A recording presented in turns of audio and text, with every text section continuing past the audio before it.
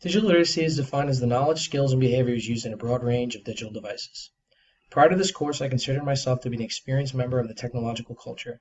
Having access to all the latest technology, I quickly succumbed to the screen. And even though I understood how these digital devices work, there was still something missing. What I learned that I was missing was technological literacy, what Cynthia Self calls people's functional understanding of what computers are and how they are used. My technology use was solely for personal gain, and I didn't understand what resulted from our technological input. In order to become literate, I chose to examine and break down the tools we use while fixated on our screens. To begin my reorientation of the internet, I experimented with the leading form of electronic communication, social media. The application Twitter was a cornerstone of my social media experience. I've had an account since high school, which made me believe I mastered the site. My personal account was strictly used for social interaction and entertainment. Paired with a constant addiction of checking my feed, Twitter became a distraction. Though it was brought to my attention that there were other ways to go about using the application, an increase in involvement in the Twitter culture would transform my image on the site. To increase my involvement, I was able to create a well-defined user identity, which helped bridge the gap between social interaction and a professional image. I molded this account to be representative of my interests and communities. Compared to my other account, the flow of this Twitter feed was more organized and free from clutter. Looking back, my tweets on my personal account, I noticed there was a difference in substance. Importantly, I see that I neglected to engage as a member of a participatory culture. My use of certain functions of the app did not serve a purpose to anyone other than myself. It became evident that Twitter's only benefit was designed to keep me preoccupied during the day. I needed to see how Twitter worked better as a culture. Henry Jenkins describes this as something that shifts the focus of literacy from individual expression to community involvement. The idea helped explain how we can improve communal relations via social media. Using hashtags and retweets, we are able to connect with one another. Once we discover the importance of these features, connecting on Twitter becomes a digital tool. The new Twitter account I created embodies my newfound view of a professional identity. As seen in my tweets, I use the hashtag CTPF15 to connect and share with the corresponding community. I also use retweets to retweet topics related to my blog, football. Both functions have defined my interests and my involvement in an online community. Now, when comparing my two accounts, I see how I moved away from promoting self-image and moved towards bridging communities. After concluding my Twitter experiment, I moved toward Facebook. What I discovered was that my Facebook history changed over time. When I first created an account, the site was my top choice of social media. Now, an outdated form that I've yet to distance from, Facebook is something I only use to salvage communications with distant family and old friends. When created, Facebook was a domain for young adults. Today, it has been taken over by the older generation, including our parents. Along with the abundance of advertisements, Facebook lost its touch. Since this site's makeover, I acknowledge that there are plenty of other sites that I would rather use than Facebook. The next step I took to rediscover the internet was to create a blog.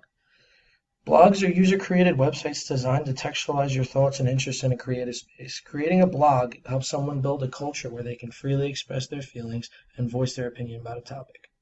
In order to begin my blog, I created a web page using WordPress. WordPress allows users to customize each post with various interactive elements. Incorporating such things as links and pictures, you can prepare a clear and concise post. Another interesting function of WordPress is the ability to customize a web page. With free room for creativity, users can create a unique identity on their site. The topic I wrote about in my blog happened to be my favorite sport, football. Before I began this blog, I didn't know what Kevin Kelly meant by saying no web phenomenon is more confounding than blogging. Kelly's quote explains why I had little trouble with my blog. I began researching about my topic more and more each week. During my research and blogging, I even discovered that most of the articles found on the internet are comprised of blogs. Even after experimenting with WordPress, my experience wasn't complete. I was introduced to a site that helps you write a story, otherwise known as Storify. Increasing the creative culture of blogs, users can equip their stories with various external media. In the stories I featured highlight videos and athlete tweets, which added a level of authenticity. The font services we experimented were Zite, Feedly, and Pocket. To begin, Zite is a customizable and filtered news generator. It asks users to pick and choose from a list of categories. Then it finds credible sources that have generated articles related to the topic. Then we have Feedly. Known as an RSS reader, Feedly is a hub for various forms of online news and media. Tim O'Reilly explained RSS readers, saying RSS allows someone to link not just to a page, but to subscribe to it. with notification every time the page changes. RSS is structured to filter and aggregate the content of your choice. Finally, Pocket is a service that helps save the content on the internet to be viewed later. Pocket makes reading on our devices more convenient. Instead of skimming through something, you could simply save it for later. Pocket makes worth knowing that there is a factor of convenience on the internet. Instead of being pressed for time, Pocket lets you control when you want to sit down and read something that interests you. Digital literacy comes very easy to those up to date in the technology world. The more we improve technology, the more popular it becomes. And not only do people use it, they can't get enough of it. Just listen to Kevin Kelly, who said, "Everywhere we look, we see screens." Today, the world is a culture obsessed with the internet, and everywhere you turn, you see more people fixated on a screen. Now, although I appear to be bashing the internet addiction, I'm still a victim.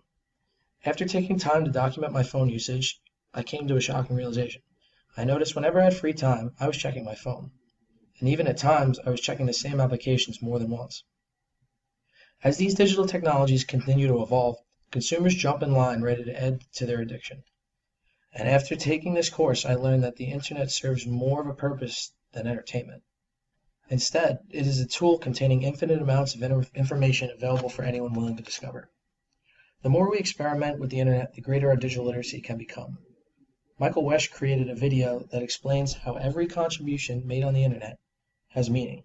After watching this video, I believe that the more time spent on the internet will help the world become digitally interconnected. Understanding the effect we have on these technologies, I can now agree with Wesch, who said, "The machine is us. We are the machine."